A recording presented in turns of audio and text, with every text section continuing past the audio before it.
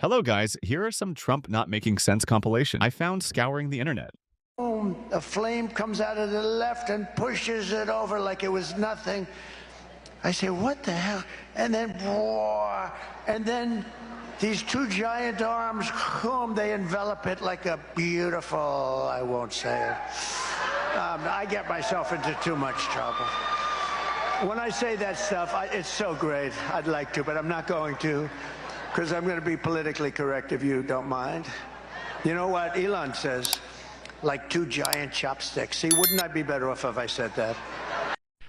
And instead of using hydraulic, like on tractors that can handle anything from hurricanes to lightning to anything, they used magnets. It's a new theory. Magnets are going to lift the planes up, and it doesn't work. And they had billions and billions of dollars of cost overruns. I met the architect. I said, have you designed a ship before? This is one of the biggest ships in the world. It's like landing at LaGuardia Airport. But you look at the kind of waste, fraud, and abuse that this country is going through, and we have to straighten it out. We have great people. I mean, I look at some of the deals made. I say, who the hell made these deals that are so bad? President Trump signing that new trade deal with Canada and Mexico. The agreement known as USMCA updates the 26-year-old North American Free Trade Agreement. The president says this new deal will do away with incentives provided under NAFTA to produce cars in foreign countries, thus giving a boost to U.S. auto manufacturing. The Chamber of Commerce says the agreement will also give opportunities to small business owners to buy and sell products from other countries at more favorable rates. President, your reaction to the story in The Atlantic that said that some of your top cabinet officials and aides had been discussing very sensitive material through Signal and included an Atlantic reporter for that. What is your response to that? I don't know anything about it. I know nothing. Nothing. If I'm president, I will have that war settled in one day, 24 hours. And within 24 hours, that war will be settled. It'll be over. I will end that war in one day. It'll take 24 hours. And it would be easy. That deal would be easy. I will get it settled before I even become president. Before I even arrive at the Oval Office, I will have the disastrous war between Russia and Ukraine settled. And it will take me no longer than one day. Well, I was being a little bit sarcastic when I said that. What I really mean is I'd like to get it settled. And I think I'll be successful. And of course, you have the Declaration of Independence. What does it mean to you? Well, it means exactly what it says. It's a declaration. It's a declaration of unity and love and respect, and it means a lot. And it's something very special to our country. What is this guy talking about? I guess the question out of that is the concern that people have. Are you using your powers as president to get personal revenge? No, I'll tell you what, I'm going after. All I'm doing, hey, Biden did something to me, and I did something to Biden. And you know,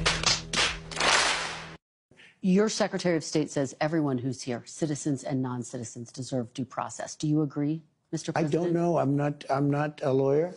I don't know. Well, the Fifth Amendment says. I don't know. It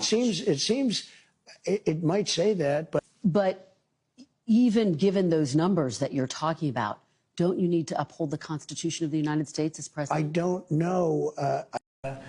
Mattel, I don't know. I'm not so sure. They also said they're the only country I've heard. They said, well, we're going to go counter. We're going to try going someplace else. That's okay.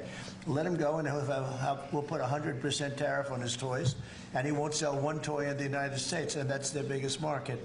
I heard that. I mean, I watched this guy talking about how I'm going to go counter. I said, well, I wouldn't want to have him as an executive too long. I went to a boat company in South Carolina. The boat. I said, how is it? He said, it's a problem, sir. They want us to make all electric boats. So I said, let me ask you a question. And he said, nobody ever asked this question. And it must be because of MIT, my relationship to MIT.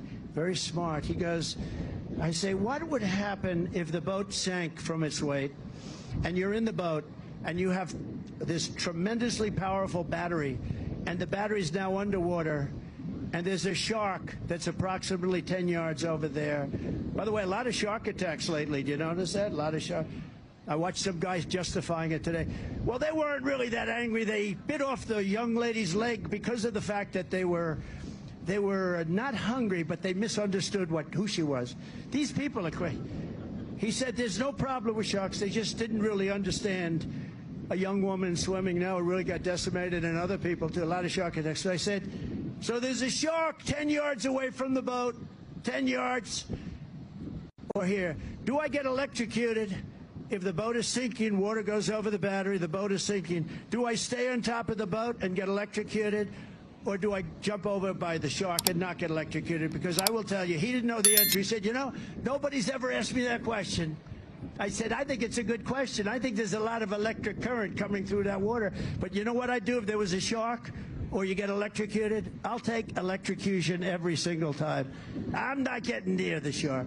So we're going to end that. We're going to end it for boats.